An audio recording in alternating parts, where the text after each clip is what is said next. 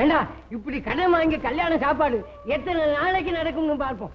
போதும் போது உங்க சம்பாதத்தை எடுத்து நான் ஒண்ணும் செலவு பண்ணல, நீங்க போங்க. அட நான் சம்பாதிக்காம நீ சம்பாதிச்சு விட்டியா? டேய் இப்பவே என் பங்கு என் பேரன் பங்கு எல்லாம் ஒதுக்கி வச்சுவிட்டு உன் இஷ்டம் போல எக்கடு கட்டுப்போம். சரி சரி, அவன் வரட்டும், அப்புறம் பாத்துக்கோ. முதல்ல நீங்க போங்க. அட போங்க, ஏதற கண்டாதியா நீங்க போங்க.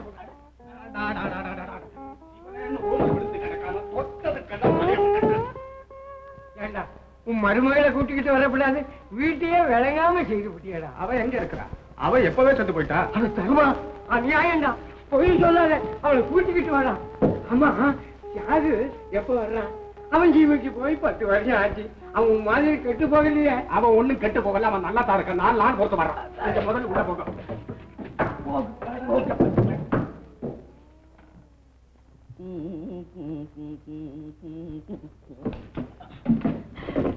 ஹலோ ஐயா நமச்சிவாயம். ஐயா நமச்சிவாயம். ஹலோ, என்னையா உத்து? என்னயா எல்லாம் ஒன்னா படையெடுத்து வந்திருக்கீங்க? ஹலோ, பழைய பாக்கிக்காக தானுங்க. அதான் நான் 1ஆம் தேதி வர சொன்னேனே. ஹலோ, 1ஆம் தேதி தான் வந்திருந்தீங்களே, உங்களை தானுங்களை காணோம். அது ஏன் தப்பா? 1ஆம் தேதியில அடுத்த 1ஆம் தேதி வாங்க. 1ஆம் தேதி அகப்படுறது இல்ல, 2ஆம் தேதி குடுக்கறது இல்ல. இப்படி இருந்தா எப்படிங்க? நமச்சிவாயம். இவங்க எல்லாம் யாரு? யாரும் இல்ல, எல்லாம் என்னுடைய கடங்காரவங்க தான். வெத்தரவா கடை, பீடா கடை, மளிகை கடை, 10 ரூபா கடை. ஏன் எல்லாத்துக்கும் கொடுத்து தொலைக்கிறதானே? போங்கப்பா, நாளைக்கு வந்து வாங்கிக்கோங்க. போங்கய்யா போங்கய்யா, போங்க. தர்றேன்னு சொன்னா போவீங்களா? என்ன நமச்சிவாயம், நீயும் கடன் வாங்க ஆரம்பிச்சிட்டியா? பலபலே. நானா வாங்கலீங்க, அவங்களா கொண்டுட்டு வந்து தராங்க. கடன் கேட்டா கிடைச்சிருதா என்ன? நம்ம அந்தஸ்தை பார்த்து அவங்களே கொண்டுட்டு வந்து கொடுக்குறாங்க. அதுலயும் உங்க சமஸ்தானத்துல நான் குமஸ்தாவா இருக்கிறேன்னு வாங்கிக்கன்னு வலிய வந்து விடுறாங்க. வேணான்னா வருத்தப்படுவாங்களேன்னு ஒரு பேரேடு போட்டு வச்சேன். அப்புறம் பாருங்களேன், எங்க அக்கா அதுல, அத்தான் அதுல, சுப்பையா அதுல, பயில்வான், நாடக கோஷ்டி, வந்தவங்க போனவங்க, நின்னவங்க, நெளிஞ்சவங்க எல்லாம் அதுல. நீ கடன் வாங்குறதுல கத்துக்குட்டி போல் இருக்கு. அதுக்கு ஒரு சூட்சமத்தை சொல்றேன் கேளு.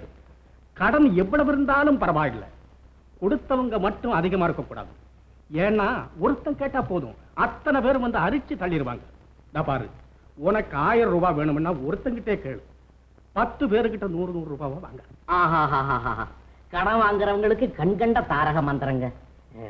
நீங்க மட்டும் இப்போ ஒரு 1000க்கு அனுக்கிரகம் பண்ணீங்க, இந்த முதல்ல தொல்லை கொடுக்கிற பையில எல்லாம் தொலைச்சு போடுவேன். தொல்லை கொடுக்கறவங்களுக்கு என்ன, அத்தனை பேருக்கும் கொடுத்துறேன். கூட ஒரு 500 ரூபாய் ஆனாலும் பரவாயில்ல. இப்ப பாரு, எனக்கு சில்லற கடனுக்காக ஒரு 2 லட்சம் ரூபாய் தேவை. எங்கேயாவது பாரு.